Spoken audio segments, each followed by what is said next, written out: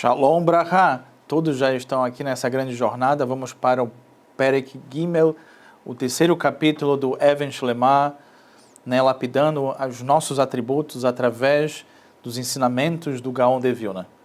Interessante, passamos o início dessa jornada e fomos compreendendo como são os nossos atributos. Como é que eles podem funcionar dentro de nós?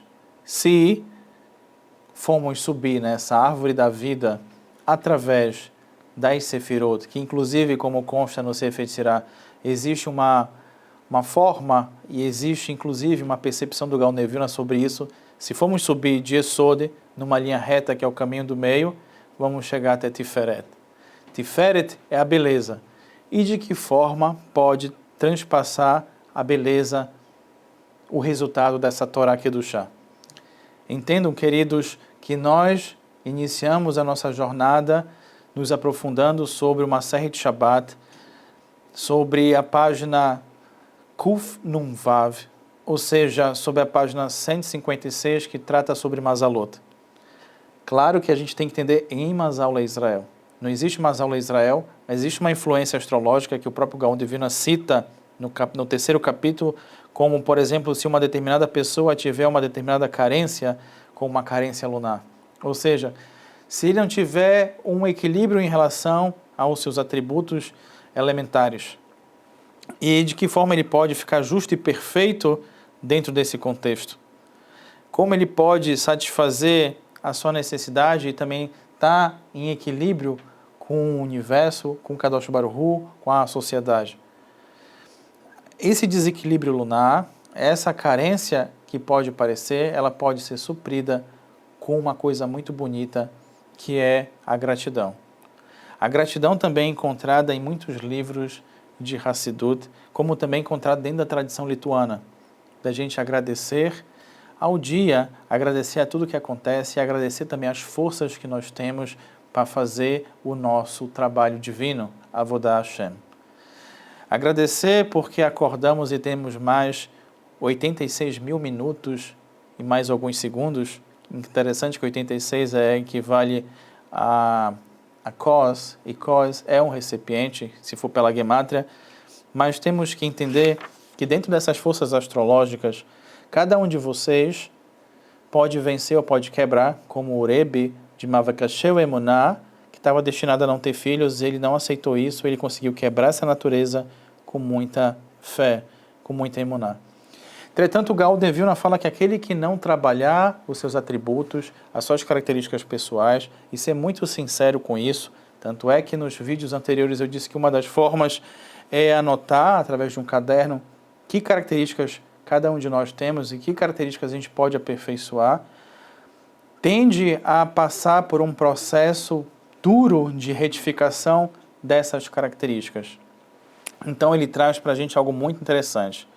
Ele traz que existem dois lugares no Guerrinon, que é o fosso profundo, para a cobiça, visto que a cobiça daquele que quer se exaltar é o poço estreito do desejo, visto que a pessoa deseja expandir a sua alma de uma forma oposta da santidade.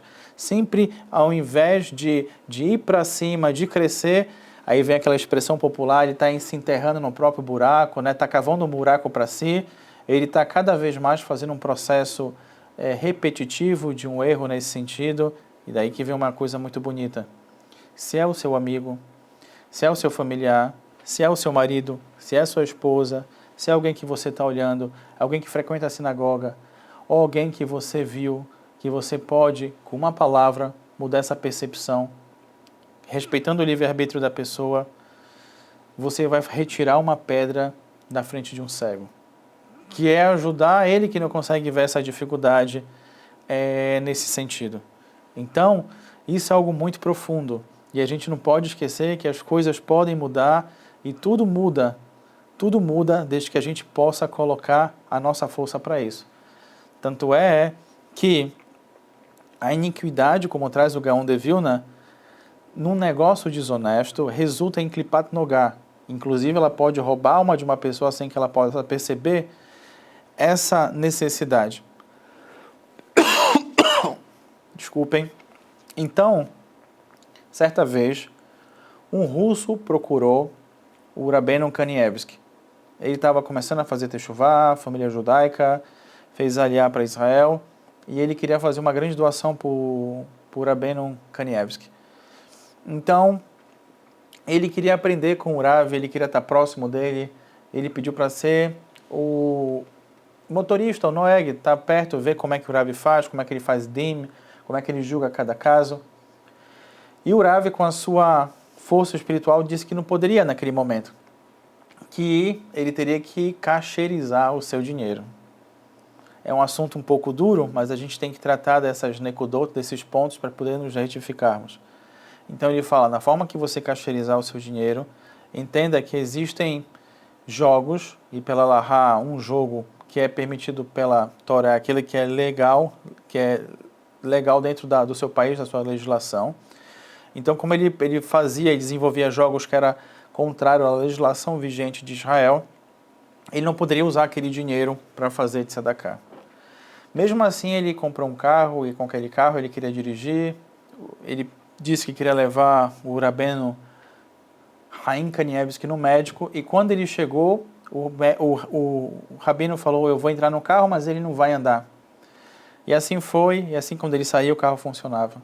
Daquela forma, aquele russo entendeu que existia algo maior. Se o Rabino não fosse uma pessoa séria, não fosse como uma Even Shelemah, como fosse uma pedra completa, não fosse uma pedra lapidada, se ele aceitasse aquele dinheiro, aonde a alma desse judeu estaria? Aonde a alma desse ser humano estaria? Não estaria feito a sua retificação. E cada um de nós pode e deve passar por uma retificação. A gente não tem que entender que existe uma transgressão, que a gente não tem como fazer essa transgressão. Temos que entender que se a gente fala, no final da minha vida eu vou me arrepender, aí muito difícil. Talvez você não consiga. Mas se você falar, eu me arrependo até desse comentário no final da vida, eu quero fazer retificação, eu tenho certeza que você vai conseguir. E com isso, a gente pode entender o que traz o Gaon de Vilna nesse sentido, como trouxe também o político e escritor Adam Smith, que trouxe um livro A Teoria da Riqueza das Nações, um dos clássicos da economia e do capitalismo. Foi o primeiro livro do capitalismo escrito que ele fala que ele não consegue compreender que existe uma mão invisível que controla o Estado. Essa mão invisível é o Boré Olam, é Hashem, que não só controla o Estado, mas ele também está em contato com cada um de nós. Então, assim como a gente pode retificar a nossa forma de fazer tzedakah, a gente pode entender também que o melhor para o homem é que ele possa e deve e ter contato e fazer tzedakah, mas que ele faça tzedakah de uma forma consciente e também de kasher.